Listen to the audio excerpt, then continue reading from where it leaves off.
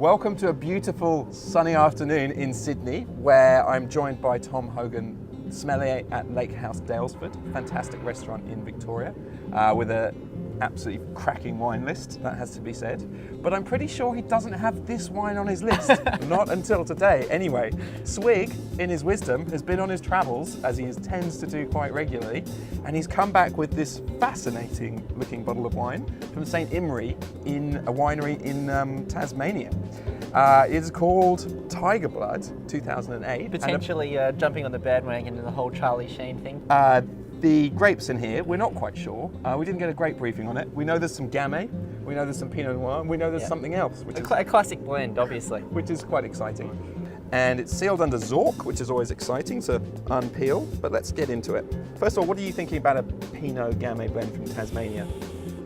Well, it's certainly not a classic blend, let's just put it that way. Yeah. So, having said that though, obviously Pinot does shine in cooler climates, and it obviously does in Tasmania, so there is some potential here, but obviously that's well, it's certainly a style or a blend that I haven't come across before. It's okay. I'm a little bit nervous. Stay with me, everyone. The Zork is coming out. Okay, fantastic. So, wow, it looks quite dark for a Pinot Gamay blend, probably the first point. Stick your nose in that, tell us what you think.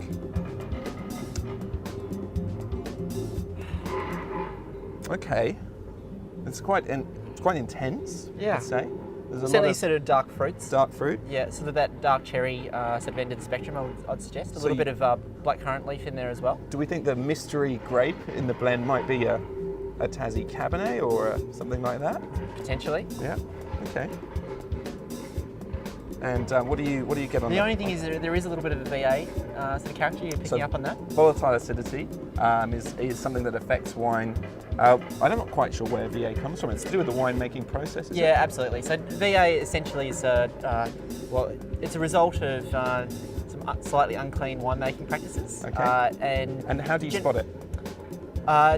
The way that it was described to me by Pete Shell at Spinifex when you're trying to discover it in wine is it smells like salt and vinegar chips. Okay. Yeah. Or some people talk about nail polish. Yeah, absolutely. Nail polish remover is another one. Yeah. But this for me is that salt vinegar chip thing. Okay. And what about on the palate? Have you tried that yet?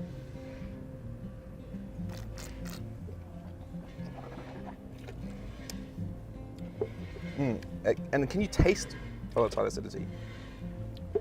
Or is it something you Well, it's something smell? you smell more so. Yeah. On the palate can sometimes be a little bit tart. That's the, that's certainly how I pick it up anyway. Okay. And what flavours are you getting on this wine? Again, I'm certainly confirmed. The palate confirms the nose. So we're certainly seeing a lot more of that sort of darker fruit again. Yeah. Definitely that sort of dark cherry. It's not particularly complex on the palate, I'd suggest. There's a little bit of cranberry fruit there though as well to get that sort of slight sort of Ribena sort of character as well. Not that that's a bad thing. Do you like it? I don't know if I'd go out and buy a bottle myself, speaking honestly. I think that it's lacking in a little bit of complexity. It's lacking in a bit of length. I think that personally there's a lot more exciting wines out there that I'd be spending my time with, basically. Fair enough. Yeah. Well, then you need to tell us what those are another time, perhaps. Yeah. Now it comes to the all-important part where we rate the Swig special bottle this week.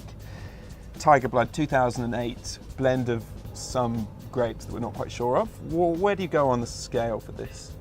We're using a 100-point scale? We are, yes.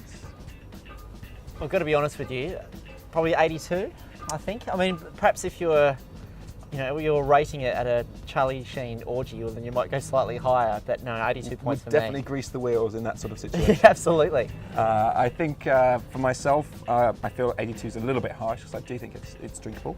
So I'm going to go with 85. It's not blown me away, but it is what it is, which we're not sure what it is. But on the scale of the jungle, where do you think it goes against lion blood, possibly cheetah blood? I need to see its effect and whether it turns me into some sort of man tiger or something like that. Well, you're already quite hairy, to be honest. On that note, we shall say thank you for joining us and for enjoying Tiger Blood, one of Swig's more Interesting choices. This has been Spitbucket, where we spit so that you don't have to. Cheers, Tom.